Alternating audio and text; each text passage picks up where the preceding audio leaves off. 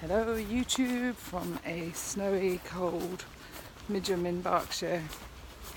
My name's Jan Silver. Hello and welcome if you've only just joined my channel. I've been video logging my journey to and beyond a gastric bypass. In 14 days time, I would have had that bypass for exactly 1 year. That's pretty crazy.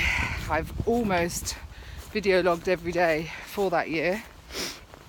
So if you've been following, you know the ups and downs, the highs and lows, and at times it's really not that easy. I stalled for 2 months after Christmas.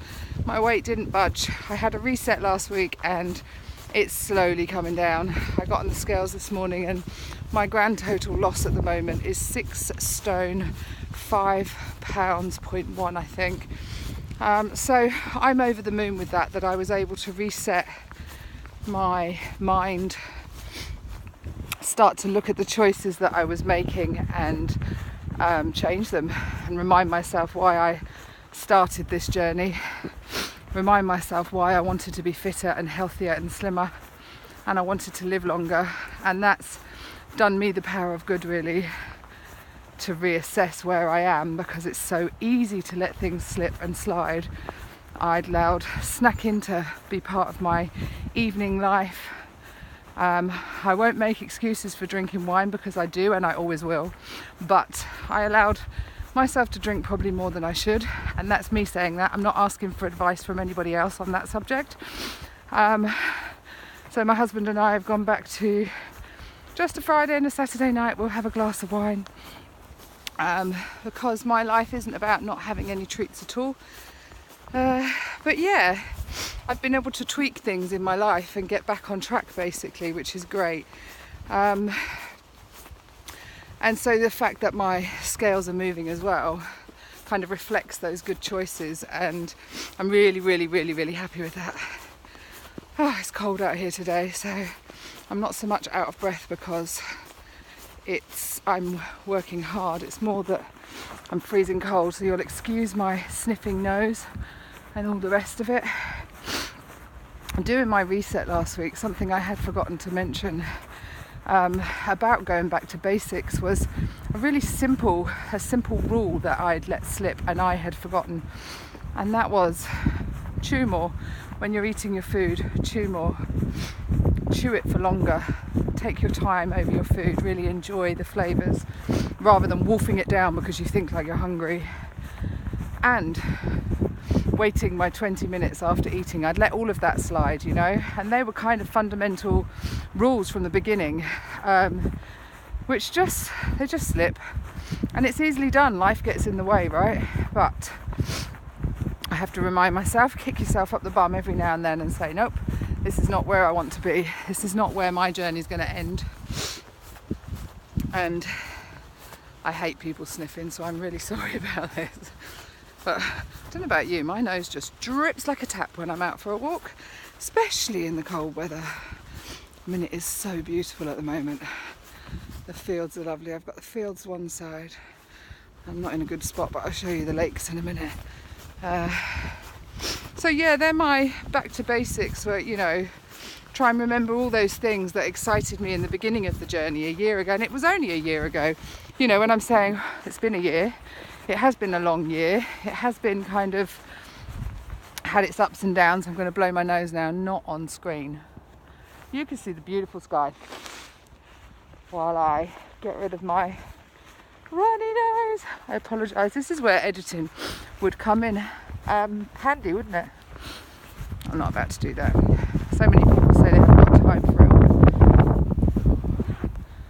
Oh, I bet you won't be able to hear me soon. Maybe I'll hold it like that. But yeah, so I am really happy that I did this reset, and that things are on the move again. I'd like to get back to the gym, but I've just started my period again this morning, so as much as I was going to go to the gym yesterday and today, it didn't happen. So I'm out for a long walk. Well, I'm going to do a 5-mile walk today if my hand doesn't freeze and fall off, because it's pretty cold. What else was I going to say? I had a few things I wanted to say, and now I can't think. I've got my son and my husband at home today. Their works deemed it was too dangerous to get into work. There's the lake here. It's just so peaceful, especially in the snow. I think there's been a few dog walkers ahead of me on the path, but apart from that, it's really quiet, it's beautiful, peaceful, just how I like it.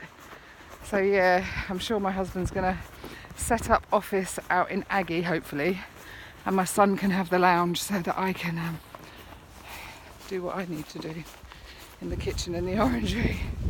Yeah, I'm off to see my surgeon in April, and my husband and I were chatting about that this morning. Yeah, I'm going to kind of talk to him about my disappointment with the aftercare. I am going to explain that, having met so many other people on this weight loss surgery journey, that their aftercare seems to be a lot more intense. They seem to be a lot more cared for. You know, a friend of mine has 2 years aftercare follow-ups. We had, with my Ramsay Health group, it was 2 appointments after surgery to see the surgeon, so you saw them twice. A couple of times with the dietitian, that's it. As if, there you go, on you go. But it's a lifelong process, right? Isn't this bariatric surgery something to change your whole lifestyle?